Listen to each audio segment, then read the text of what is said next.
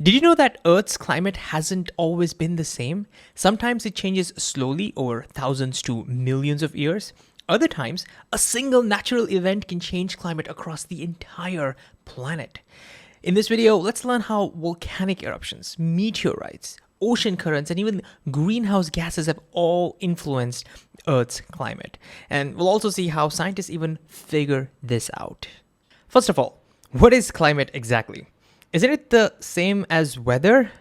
No, it's not. Weather is the state of the atmosphere at a specific time and place. It describes the current conditions. For example, it can be sunny, or it can be rainy, or snowy, or windy. Weather can also change from hour to hour. Climate, on the other hand, is a long-term weather pattern in a specific area, usually measured across several decades. For example, a desert climate is usually hot and dry. A tropical climate is warm and rainy, and a polar one stays cold all year. So no, climate isn't the same as weather. It's the bigger picture. But even a single powerful natural event can disrupt it. For example, in 1815, a volcano named Mount Tambora erupted in Indonesia, one of the largest eruptions in the recorded history.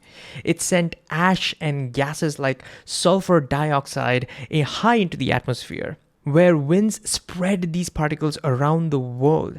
The sulfur dioxide formed a layer in the upper atmosphere that blocked some of the sunlight from reaching the Earth's surface. With less sunlight, the Earth's surface cooled. In fact, the global temperature dropped by about 2 degrees Celsius, that's about 3.6 degrees Fahrenheit, enough to cause a major climate disruption. How major, you ask? Well, in the northeastern United States and parts of Europe, snow fell in June. Crops failed and people faced food shortages. This event became known as the year without a summer. The climate effects actually lasted about 3 years. But this isn't the only eruption that has disrupted the climate. For example, more recently, the 1991 eruptions of the Mount Pinatubo in Philippines caused global cooling of about 0.5 degrees Celsius for nearly a year. So yes, volcanoes can cause changes in global climate. But it's not just the volcanoes.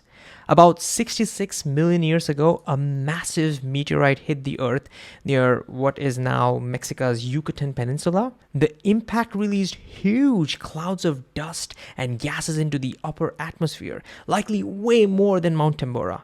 Again, these particles blocked much of the incoming sunlight. And scientists estimate that the effects of this meteorite reduced sunlight for up to 15 years. With less sunlight, photosynthesis slowed down or even stopped in many areas. As a result, many plants died.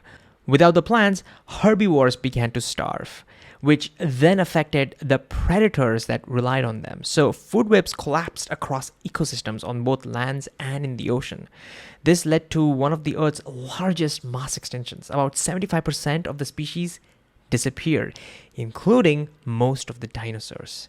This wasn't just a local disaster, it was a global climate disruption triggered by sudden, massive changes to the atmosphere. But guess what? It's not just the atmosphere. Earth's oceans also play a huge role in climate. Ocean currents move water and heat around the globe. This is part of a large system called the global ocean conveyor belt. Warm water flows from the equator towards the poles, and the cold water sinks and flows back again. For example, the Gulf Stream carries the warm water from the equator up to Europe through the Western Atlantic. This current helps keep Europe's climate relatively warm. But disruptions such as melting glaciers and ice sheets can weaken this current. And if that happens, the current could shift or slow down, causing Europe's climate to become colder. Then there's one more factor: greenhouse gases. You probably heard of carbon dioxide, methane, or nitrous oxide, right?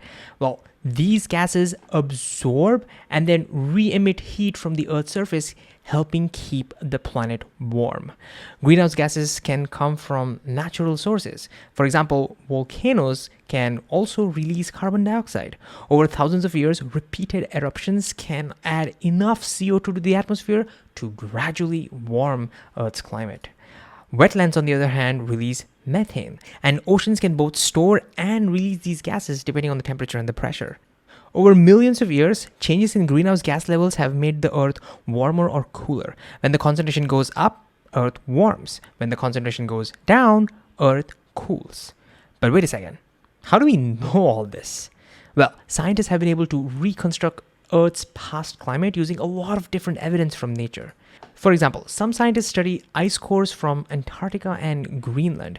The frozen layers of ice in these cores trap tiny bubbles of ancient air.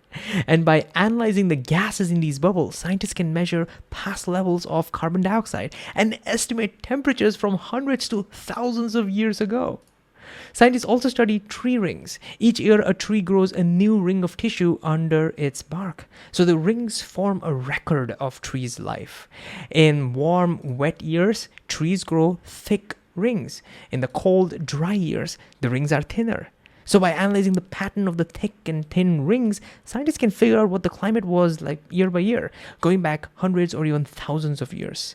So together, this evidence shows Earth's climate has changed over time due to natural events and processes. So this is how volcanoes, meteorites, ocean currents, and greenhouse gases can all influence Earth's climate.